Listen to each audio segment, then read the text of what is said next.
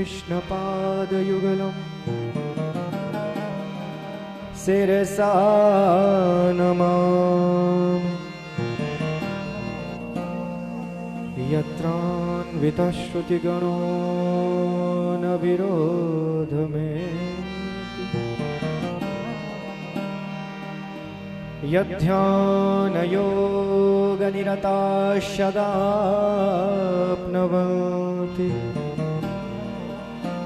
केशेन्द्रवन्द्यमनिशं मनसा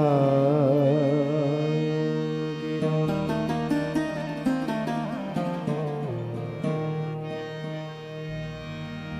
श्रीसपुष्पादपि कोमलाङ्गी शशिस्वरूपारविजा प्रतीर शरन्निशायां शशिचन्द्रिकायां श्रीकृष्णेन साकं लसति प्रिया।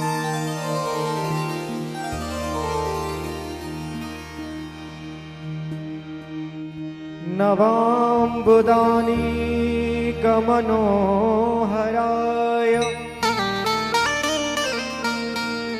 प्रफुल्लराजीवविलोचनाय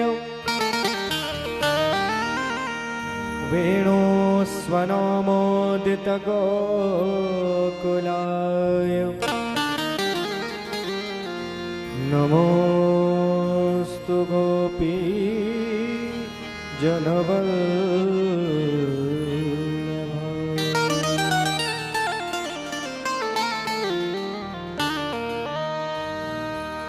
मनोजवं मारुततुल्यवेगं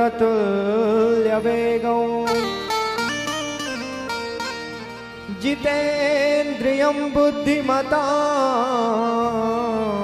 वरिष्ठम् वातात्मजं वानरयोथमुख्यं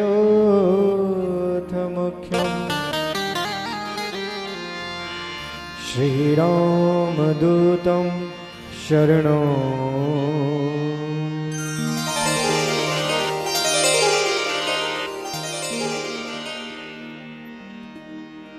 यद् सम्प्रदायाश्रयणं नराणाम्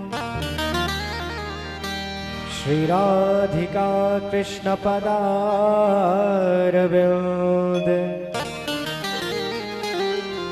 प्रेमागरीयान्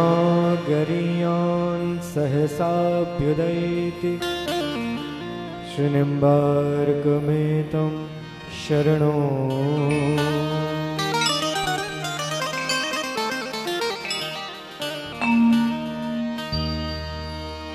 मेरी भवबाधा हरो श्री राधा नागर सोय जातन की झाई पर श्याम हरित द्युति।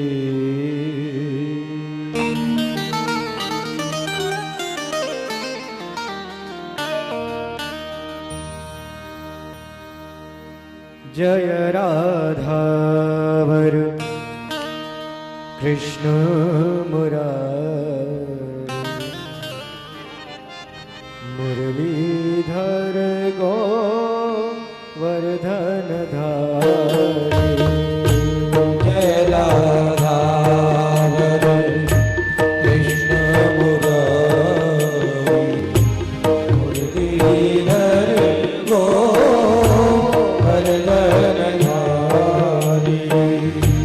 जय राधावर कृष्ण मुरारी मुरलीधर गोवर्धन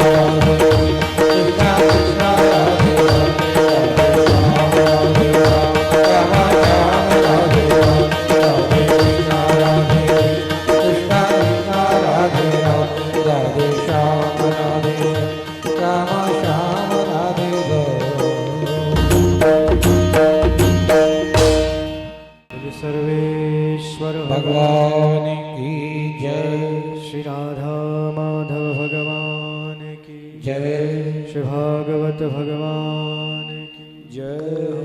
श्री निम्बार्क भगवान की जय हो। श्री स्वामी जी महाराज की जय सद्गुरुदेव भगवान की जय जय जय श्री राधे जय जय श्री राधे जय जय श्री राधे।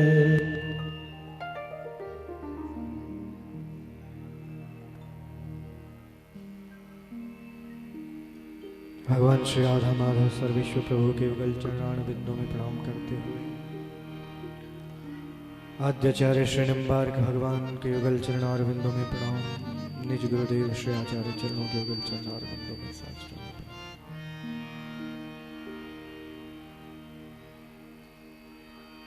मंचस्थ समस्त संत महात्मा विद्वज्जन,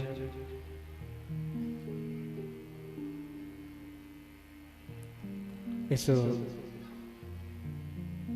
हथुआ राज्य के नरेश, महाराजा महारानी एवं समस्त राज परिवार, समुपस्थित भागवत रस पिपासु समस्त भक्त महानुभाव, भक्तिमती माताएं, इस श्रीमद् भागवत रस वर्षण के यजमान श्रीमान अभिषेक जी एवं इस संपूर्ण आयोजन के निमित्त सूत्रधार हमारे महंत वर्य श्री हेमकांत जी, आज अतीव प्रसन्नता का ये अवसर इस परम पावन क्षेत्र में, जहां पर परम्बा शक्ति माता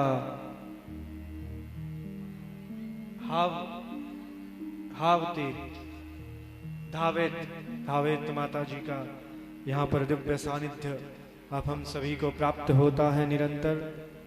ऐसा यह परम पावन क्षेत्र और भगवान गोपाल जहाँ पर विराजमान हो, गोपाल मठ, जिस गोपाल मठ के नाम से यह संपूर्ण नगर परिभाषित होता है, गोपालगंज, ऐसे भगवान हमारे गोपाल। बोले श्री गोपाल भगवान की।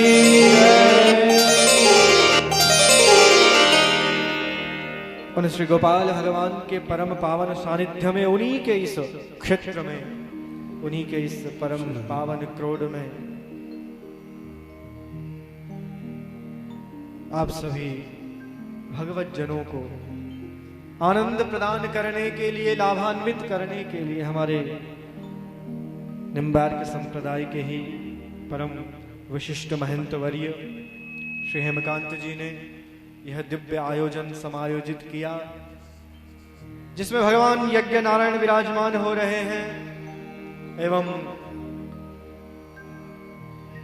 जगत गुरु रामानुजाचार्य स्वामी विद्या भास्कर जी के मुखारविंद से मर्यादा पुरुषोत्तम भगवान श्री राघवेंद्र सरकार का दिव्य चरितामृत हमें श्रवण करने को प्राप्त हो रहा है। आप सभी को ये जानकर परम प्रसन्नता और अत्यंत आह्लाद होगा और समस्त क्षेत्रवासियों को ये गर्व का अनुभव होगा कि प्रथम बार ये संयोग हुआ है जहां पर एक मंच से उभय आचार्य कथा श्रवण करा रहे हैं। एक मंच से, जहां पर एक और रामानुजाचार्य भगवान के द्वारा श्री राम कथा और श्री निम्बार्काचार्य पीठ के द्वारा श्रीमद् भागवत, ऐसा दिव्य संयोग। मैं स्वयं भी अत्यंत प्रसन्न हूं। इस क्षेत्र में प्रथम बार मेरा आगमन हुआ, पर यह जानकर मैं आज गौरवान्वित हूं और प्रसन्न भी हूं कि आज से लगभग 100 वर्ष पूर्व हमारे दादा गुरु, हमारे निज गुरुदेव श्री आचार्य चरण के गुरुदेव श्री बालकृष्ण शरण देवाचार्य जी महाराज का लगभग 100 वर्ष पूर्व इसी गोपाल मठ में आपके दादा पूर्ववर्ती नरेश के यहाँ पर पदार्पण हुआ। ऐसा दिव्य ये परम पावन क्षेत्र।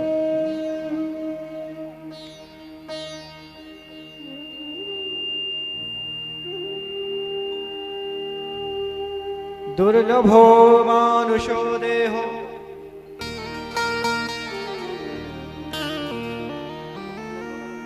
दुर्लभो मानुषो देहो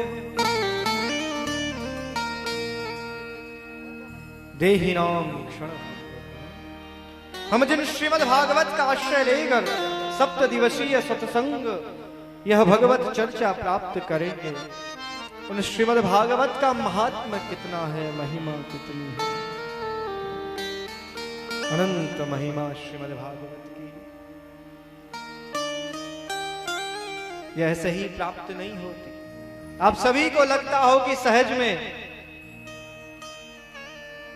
जब हमारे जन्म जन्मांतरों के कल्प कल्पांतरों के युग युगांतरों के पुण्यों का उदय होता है, और वो पुण्य जब हमें एक पुंजीभूत फल के रूप में प्राप्त होते हैं, तो फिर वो फल कौन सा होता है?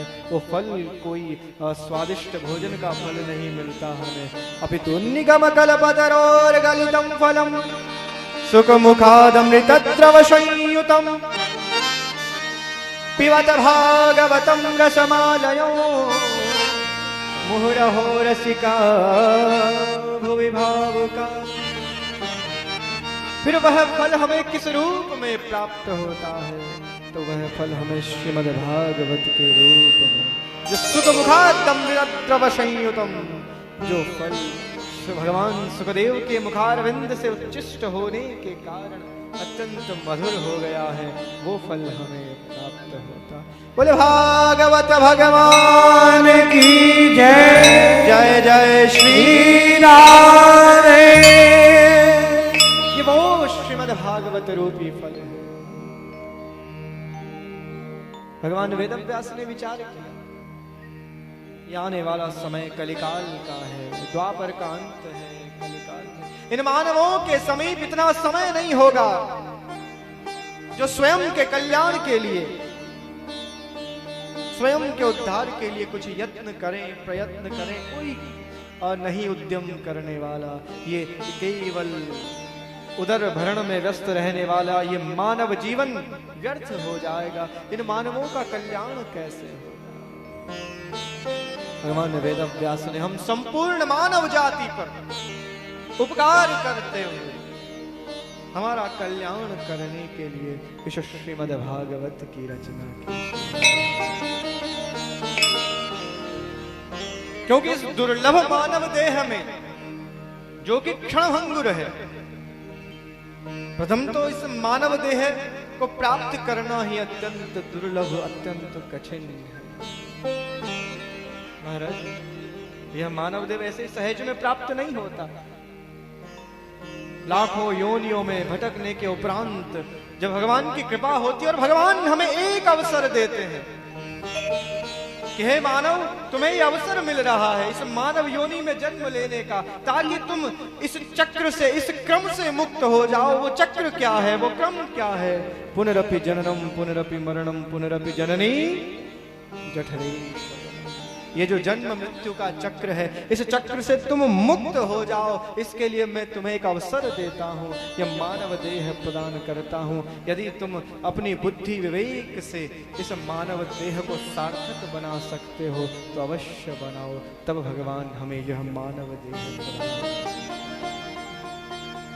ये भगवान की कृपा है कि हमें ये मानव, परंतु इस देह को प्राप्त करके हम ये समझे कि हम चिरकाल तक जीवित रहेंगे, तो ये संभव नहीं है। ये मानव देह क्या है? ये मनुष्य योनि क्षणभंगुर। कब ये प्राण पखेरु उड़ जाए कोई नहीं जानता, कोई सुनिश्चित नहीं कर सकता कि मेरी आयु कितनी है, मैं कितने समय तक इस संसार में जीवित रहूंगा, कोई सुनिश्चित नहीं कर सकता।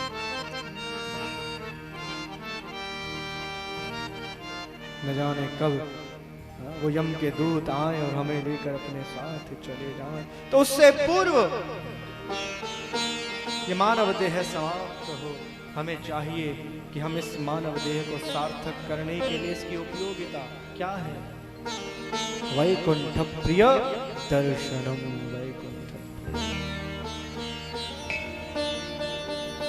वैकुंठ विहारी भगवान श्री गोविंद के, भगवान गोपाल के हम इस मानव देह में ही जीवित रहते हुए दर्शन प्राप्त करें। दर्शन प्राप्त होना न होना ये भगवत कृपा पर निर्भर करता है, पर उसके लिए उद्यम करना, उसके लिए श्रम करना, उसके लिए भक्ति मार्ग का अनुसरण करना, ये हम मानवों को अवश्य करना चाहिए। और इस भक्ति मार्ग पर हमें चलाने के लिए जो सर्वश्रेष्ठ और सबसे सरल दिव्य ग्रंथ है, दिव्य पुराण है, दिव्य उपदेश है, तो वो कौन सा है? वो यह श्रीमद् भागवत। बोले भागवत भगवान की जय। सत्य मुक्ति, सत्य किसी भी कामना की पूर्ति करनी हो तो श्रीमद् भागवत से श्रेष्ठ और कोई, क्योंकि हम इस मानव देह में संभव नहीं है कि हम सब शास्त्रों का अध्ययन कर लें। हम कितना कुछ पढ़ पाएंगे?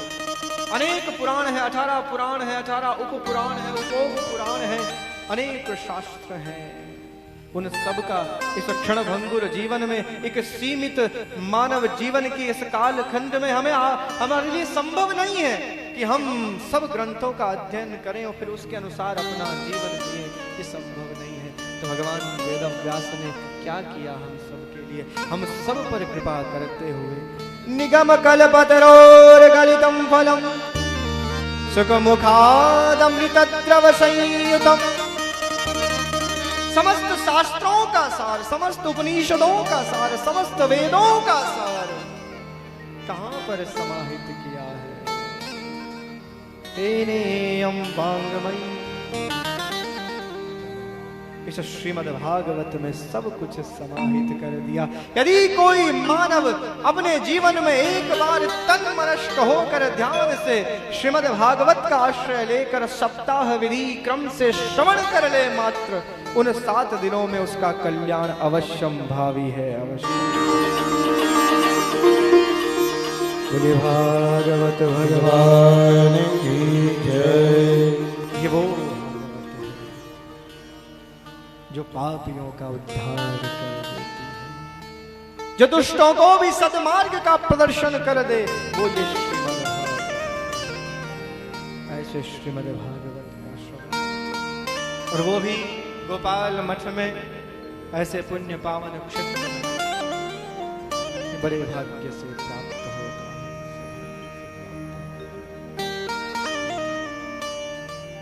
यह श्रीमद् भागवत श्रवण की यात्रा जो प्रारंभ हुई है, साथ में मर्यादा पुरुषोत्तम भगवान श्री राम का भी दिव्य चरितामृत आप सभी श्रवण कर रहे हैं पूज्य स्वामी विद्या भास्कर जी के मुखारविंद से। तो दोनों ही आपको धाराएं साथ में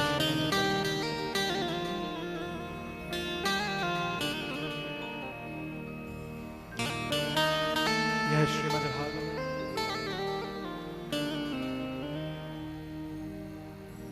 हम कथा सुनने कब बैठते हैं? आप सब बैठे हैं कथा श्रवण करने के लिए। हमारा उसमें ध्यान, हमारा मन, हमारी रति, हमारी मति कब लगती है? किसी भी कार्य में हमारा मन कब उद्धृत होता है, कब उसकी ओर लगता है? जब हमें पता हो कि इस कार्य को करने से हमें प्राप्त क्या होने वाला है, प्राप्त क्या होने वाला है। क्योंकि जब तक कुछ प्राप्त न हो, ये मानवीय स्वभाव है, मानवीय गुण है कि यदि प्रत्युत्तर में हमें कुछ प्राप्त न हो तो हम उस कार्य को नहीं करते। अरे मूर्ख भी नहीं करता, हम तो बहुत समझदार अपने आप को समझते हैं, विवेकी समझते हैं, परंतु मंदोपी न प्रवर्तते, मूर्ख भी कभी कोई काम व्यर्थ में नहीं करता। तो फिर तो मानव है, तो हम क्यों सुनेंगे? हम क्यों 7 दिन बैठे? हम क्यों अपना 7 दिन का बहुमूल्य समय इस कथा पांडाल में दें, अथवा 9 दिन का समय श्रीमद् राम कथा के लिए दें? क्यों दें? क्योंकि श्रीमद् भागवत से हमें कुछ न कुछ प्राप्त होता है। कुछ नहीं, बहुत कुछ नहीं, सब कुछ श्रीमद् भागवत से, राम कथा से प्राप्त होता है। क्यों? क्योंकि हमें इच्छित वस्तु प्राप्त करने के लिए तत्त देवताओं का ध्यान, यजन, पूजन, कीर्तन करना होता है, परंतु ये श्रीमद् भागवत ऐसी है। तीव्रेण भक्ति योगेन यजेत पुरुषं परम, तीव्रेण भक्ति योगेन यजेत पुरुषं परम। पर हमारे नित्य निकुंज विहारी, श्यामा श्याम वृंदावन विहारी भगवान श्री राधा कृष्ण का ऐसा दिव्य स्वरूप श्रीमद् भागवत में है। यदि कोई 7 दिन ध्यान से तन मनस्क होकर तीव्र भक्ति योग के द्वारा श्रीमद् भागवत का आश्रय ले ले, तो फिर उसे जीवन में ऐसा कुछ शेष नहीं रहता जो उसे प्राप्त करने की लालसा शेष है। बोले भागवत भगवान की जय। ये सब कुछ प्रदान करने वाला श्रीमद् भागवत, प्रत्यक्ष कृष्ण ये स्वयं भगवान का वांगमय स्वरूप है, वांगमय स्वरूप। जैसे हम मंदिर में मूर्त रूप का दर्शन करने जाते हैं, इसी प्रकार यह भगवान का श्री विग्रह वांगमय स्वरूप।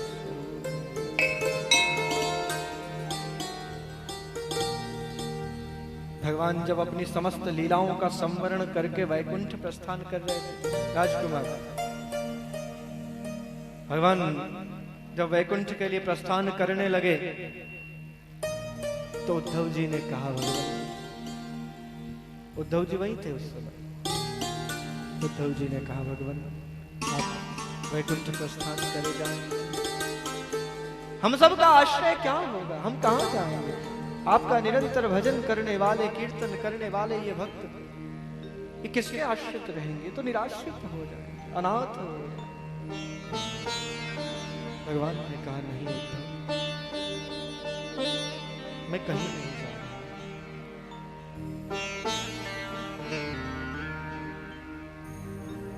तिरोधान,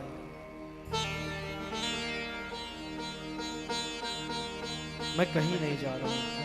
मुझे निरंतर भजने वाले योगेंद्र, मुनिंद्र, अमलात्मा, महात्मा, मेरे परम परम प्रिय भक्त, महानुभाव, उन सब के लिए मैं इस पांच भौतिक का त्याग करके वैकुंठ अवश्य जा रहा हूं, परंतु मैं सदैव के लिए भागवतार्णवान, मैं श्रीमद् भागवत में सदैव के लिए विद्यमान रहूंगा, विराजमान। बोले भक्तवत्सल भगवान की जय। हम सब पर कृपा करने के लिए भगवान वैकुंठ नहीं अपितु श्रीमद् भागवत में विराजमान। प्रत्यक्ष कृष्ण स्वयं भगवान का शिवांगमय विग्रह है, जो हम सभी को दर्शन दे रहा है, और इसका दर्शन जैसे भगवान का दर्शन हम नेत्रों से करते हैं, दृष्टि से करते हैं, दृग भगवान ने हमें देखने के लिए, पर इन भगवान के विग्रह का दर्शन नेत्रों से नहीं अपितु कर्ण रंध्रों से इनका दर्शन, इनका पान किया जाता है। ये मम कर्ण रसा, भगवान के दिव्य स्वरूप का दर्शन हम नेत्रों से करते हैं। वो पीतांबर धर शक्ति कोटि मन मन मत मत, पंची विभूषित करानवनीरदाभात, पीतांबरादरुणबिंब फलाधरोष्ठा, पूर्णेन्दु सुंदर मुखादरविंद नेत्रा, कृष्णात् परम किमपि तत्त्वमहो न जाने। उन परात्पर पर ब्रह्म अनंत कोटि ब्रह्मांड नायक कर्तुम अकर्तुम अन्यथा कर्तुम सर्वशक्तिमान, उन वंशी बिहारी, उन वंशीधारी भगवान का जब दर्शन करते हैं तो दिव्य आनंद का अनुभव होता है। उसी प्रकार उन्हीं के चरितामृत श्रीमद् भागवत का जब हम पान कर्ण रंध्रों से करते हैं, तब हमें वह श्रीमद् भागवत रूपी भगवान हमारे कर्ण रंध्रों से, कानों से होते हुए हमारे हृदय तक पहुंचकर हमारे इस हृदय को निर्मल बोले भागवत भगवान की जय। ये वो दिव्य औषधि है, ये दिव्य रसायन है, जिसका पान जिह्वा से तो होता ही है कान, आंखों से इसका पान करना। जिन हरि कथा सुनी नहीं काना, कर्ण रंध्र वही भवन समाना। जिन कानों में भगवान की अमृतमयी कथा नहीं जाती, जो कान भगवान के दिव्य कीर्तन नाम को श्रवण नहीं करते, वो कान क्या है? वो कान क्या है? वो कान केवल सर्प के बिल के समान ही भवन। जिन कानों में भगवान की कथा नहीं जाती, तो इसलिए इन कानों को पवित्र बनाइए, इन कानों को सार्थक कीजिए, इनकी उपयोगिता सिद्ध कीजिए। और वो कैसे होगा? जब भगवान की कथा सुनेंगे। भगवान हे गोपाल राधा कृष्ण गोविंद गोविंद, हे गोपाल राधा कृष्ण सभी गाइए प्रेम से।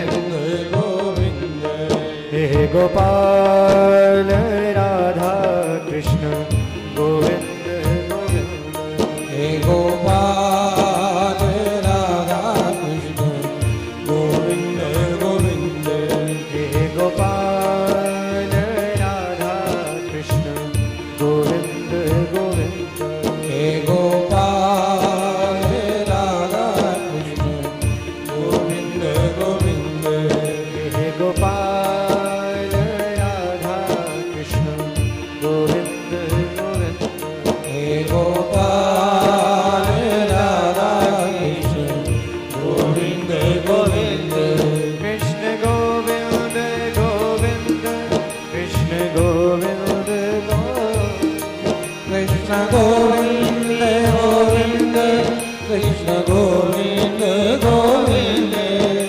गोपाल राधा कृष्ण गोविंद गोविंद, हे गोपाल राधा कृष्ण गोविंद गोविंद, हे गोपाल राधा कृष्ण गोविंद गोविंद, हे गोपाल सभी आइए प्रेम से। राधा कृष्ण गोविंद गोविंद, श्री राधे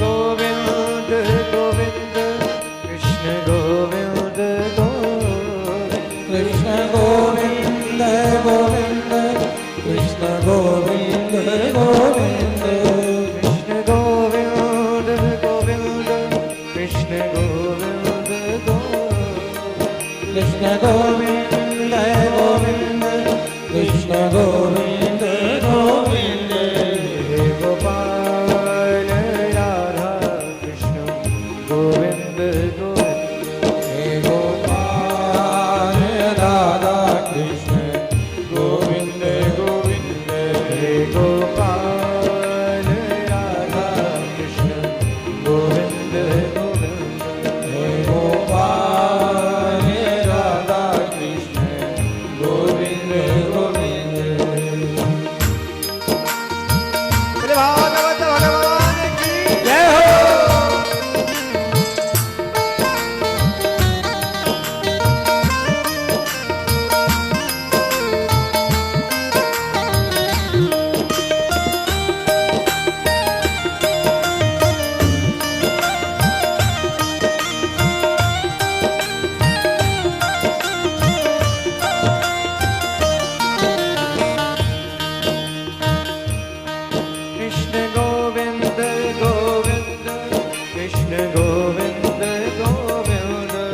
कृष्ण गोविंद गोविंद कृष्ण गोविंद गोविंद कृष्ण गोविंद गोविंद कृष्ण गोविंद गोविंद कृष्ण गोविंद गोविंद कृष्ण गोविंद गोविंद हे गोपाल राधा कृष्ण गोविंद गोविंद हे गोपाल राधा कृष्ण गोविंद गोविंद गोपाल राधा कृष्ण गोविंद गोविंद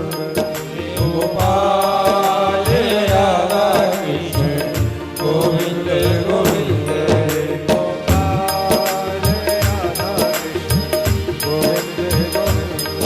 गोपाल राधा कृष्ण गोविंद गोविंद हे गोपाल राधा कृष्ण गोविंद गोविंद गोपाल राधा कृष्ण गोविंद गोविंद हे गोपाल राधा कृष्ण गोविंद गोविंद हे गोपाल राधा कृष्ण गोविंद गोविंद हे गोपाल राधा कृष्ण गोविंद गोविंद हे गोपाल राधा कृष्ण गोविंद गोविंद हे गोपाल राधा कृष्ण गोविंद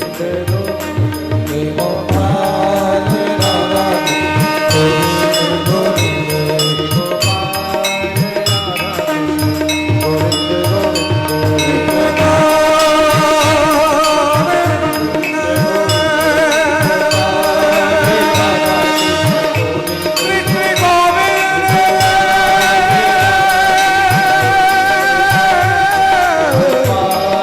राधा कृष्ण गोविंद गोविंद हे गोपाल राधा कृष्ण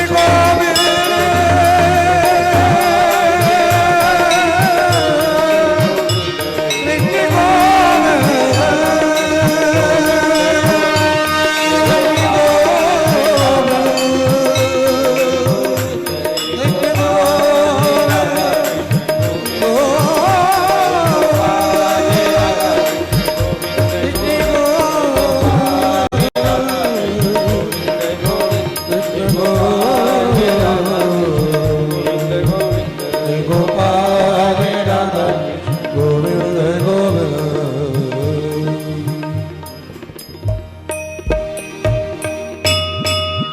बोले श्री भागवत भगवान की जय। हे गोपाल राधा कृष्ण गोविंद गोविंद। भगवान का दिव्य नाम जीव का एकमात्र सहाय, जो इस भव सागर से पार लेकर जाता है। इस भव सागर से पार तीव्रेण भक्ति योगेन यजेत पुरुषम। तीव्र भक्ति योग के द्वारा यदि भगवान का यजन भजन किया जाए तो निश्चित जीव इस भव सागर को पार कर सकता। असंभव नहीं है, कठिन अवश्य है। उस पार जाना असंभव नहीं है पर कठिन है। और उसे सुगम कौन बनाता है, उसे सरल कौन बनाता है? तो ये श्रीमद् भागवत जिसका आश्रय लेकर जीव भवसागर से पार हो जाता है। ऐसी अनंत महिमा श्रीमद् भागवत की। श्रीमद् भागवत कथा प्रारंभ करने से पूर्व श्रीमद् भागवत का महत्व जानना। सौनकादिक ऋषियों ने सूत जी महाराज से प्रश्न किया, भक्ति ज्ञान विरागाप्तो विवेको वर्धते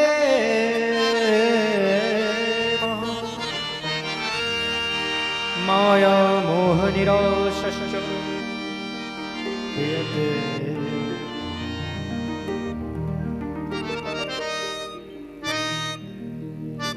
भगवान सौनकादिक ऋषि सूत जी महाराज से पूछ रहे हैं, कि भगवान हम देखते हैं इस भव सागर में कि जितने भी आप्त काम, पूर्ण काम, निष्काम, परम वैष्णव भक्त महानुभाव हैं, जो सहज में ही भव सागर को पार कर जाते हैं, उन्हें इस भव सागर से तरने की जो विद्या है, जो विवेक है, जो ज्ञान है, ये कहाँ से मिलता है, ये कहाँ से प्राप्त होता है?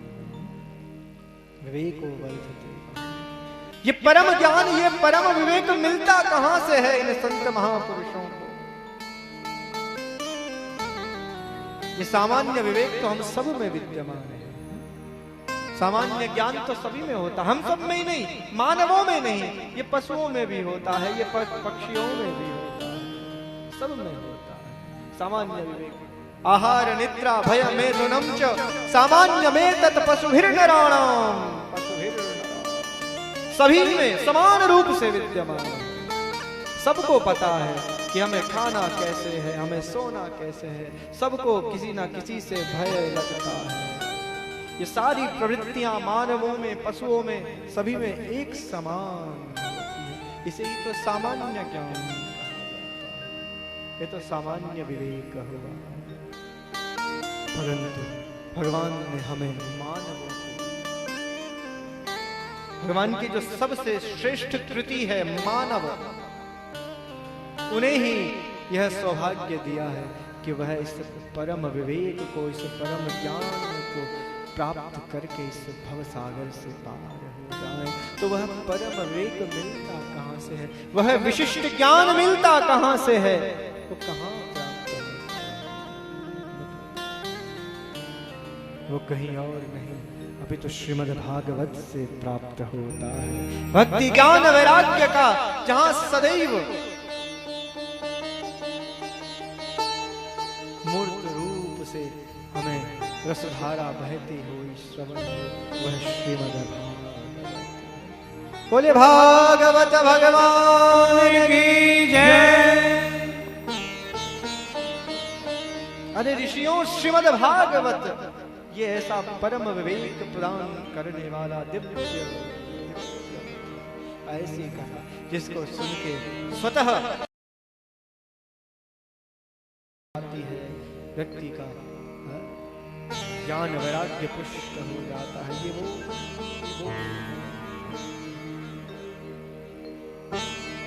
जिस भागवत से महाराज परीक्षित के जीवन में केवल 7 दिन शेष थे। श्राप के कारण उनके जीवन की उस अल्प आयु में, उन 7 दिनों में उनका कल्याण कैसे हो, इस चिंतन को जब लेकर बैठे गए परीक्षित, तो उस चिंतन का समाधान एकमात्र था, और वो श्रीमद् भागवत। बोले भागवत भगवान की जय। भगवान सुखदेव चाहते तो समस्त शास्त्रों का उपदेश सुना सकते थे, वेदों का पाठ सुना सकते थे। भगवान सुखदेव को तो सब कुछ आता था, वो तो स्वयं भगवान के अवतार हैं।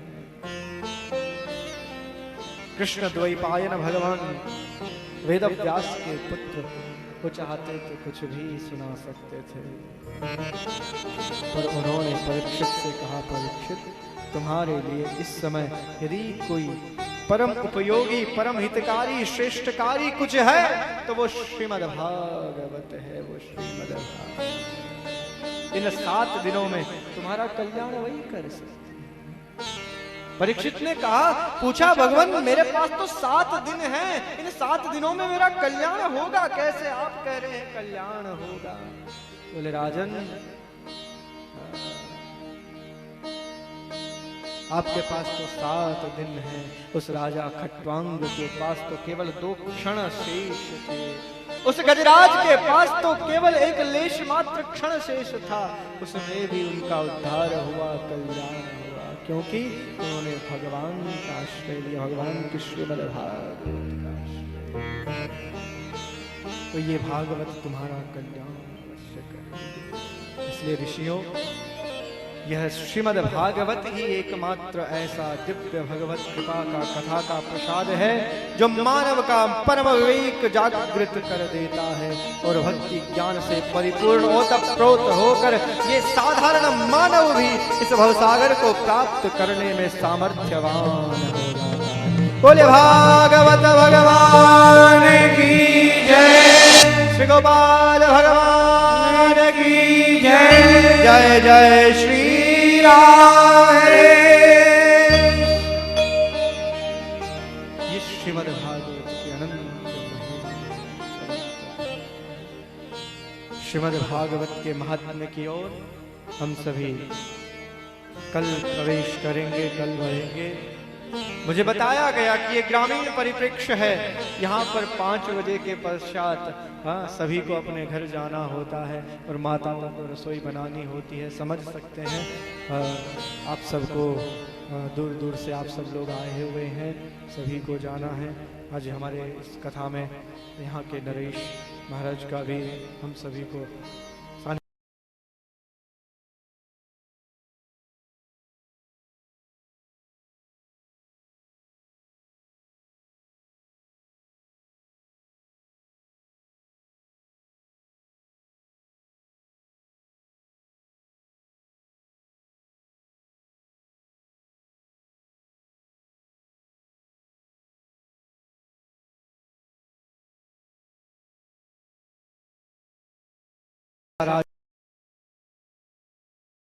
चरितार्थ हुआ और आप ही के निवास स्थान पर हमारे निवास की व्यवस्था है।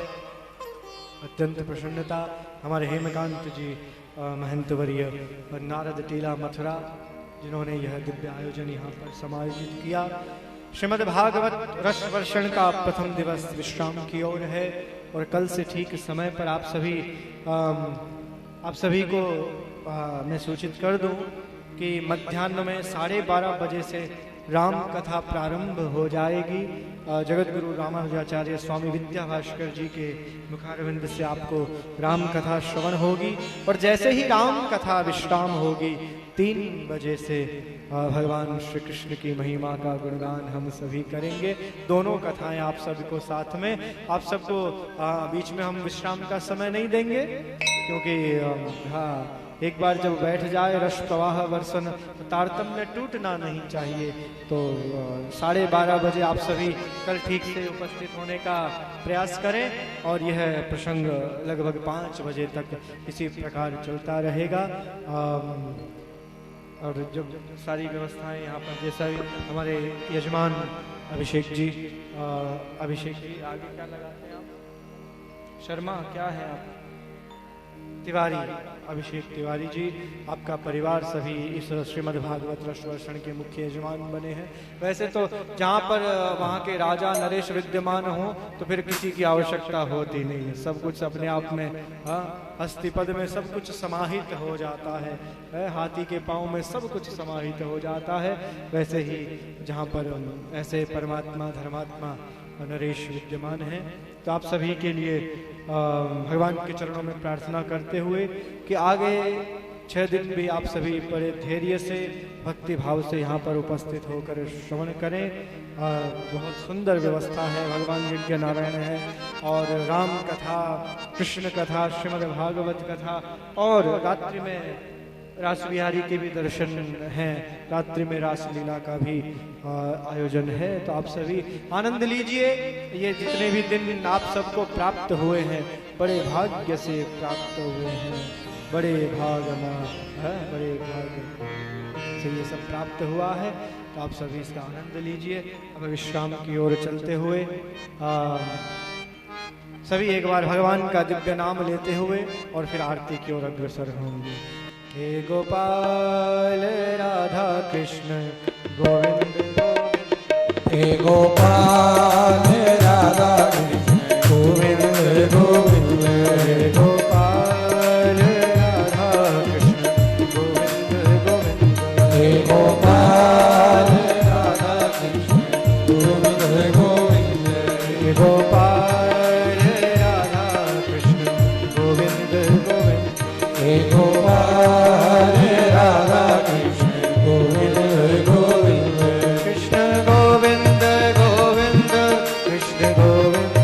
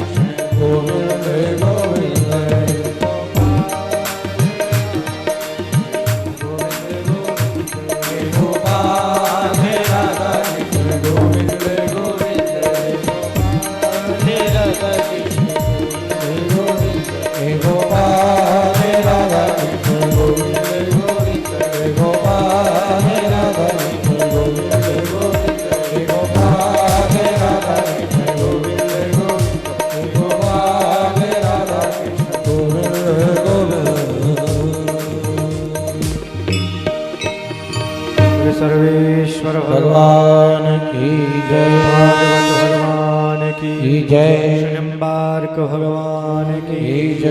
जय जय श्री राम।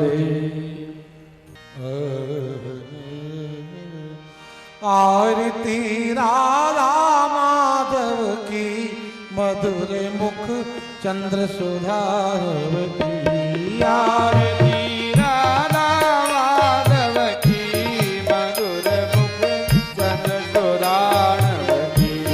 आरती राधा माधव की मधुर मुख चंद्र सुधारव की। आरती राधा माधव की मधुर मुख चंद्र सुधारव की। विराजित मणि में मंडल मनोरम नवतर कुसुम सुकुंड। अगुकुल कलरव मधुपुर उपासत सखी जननी निकुंज। उपासत सखी जननी उपासत सखी जननी निकुंज। परम कमनीय अनिर्वचनीय हृदय रमणी दिव्य छवि अनुपम वैभव की मधुर मुख चंद्र सुधारव की।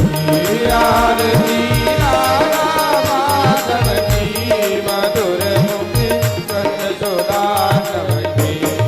सेवित रसिक विषी जय देव वांछित निपत रज मुनि देव। रसिक जन सोरज नित ही देव पुलकित हो जावे परिदेव। गोवर्धन धाम करत विश्राम सकल जन को कृपायति अभिनव केशव की मधुर मुख चंद्र सुधारव की। आरती राधा माधव की मधुर मुख चंद्र सुधारव की। पधारे पीठ निम्बारक धाम विराजे कनक पीठ अभिराम। शोभायमित बनी धन राम भरत करे मुदित सकल जनवाम। युगल दमपति रसिक समपति निखिल जमपति चरण श्री राधा माधव की मधुर मुख चंद्र सुधारव की। आरती राधा माधव की मधुर मुख चंद्र सुधारव की। आरती राधा माधव की मधुर मुख चंद्र सुधारव की। राधा माधव की मधुर मुख चंद्र सुधारव की। आरती राधा माधव की मधुर मुख चंद्र सुधारव की। मधुर मुख चंद्र सुधारव की। मधुर मुख चंद्र सुधारव की। मधुर मुख चंद्र सुधारव की। मधुर मुख चंद्र सुधारव की। मधुर मुख चंद्र सुधारव की। ओम जय श्री गणनाम। ओम शांतिरांतरिक्षगम शांति पृथ्वी शांतिरापः शांतिरोगदया शांति वनस्पतयः शांति विश्वे देवाः शांति ब्रह्म शांति सर्वगम शांति शांतिरेव शांति शामः शांतिरेधि। ओम शांति शांति सुशांतिर्भवतु। आरार्तिकं दर्शनं कुर्यात् मन्त्रपुष्पाञ्जलिम्। ओम यज्ञेन यज्ञमयजन्त देवास्तानि धर्माणि प्रथमान्यासन्य तेहनाकं महिमानः सचन्द यज्ञ पूर्वे साध्याः सन्ति देवाः। हरि ओम गोपालाय च विद्महे गोपीजनवल्लभाय धीमहि तन्नः कृष्ण प्रचोदयात्। मंत्रपुष्पांजलिं समर्पयामि।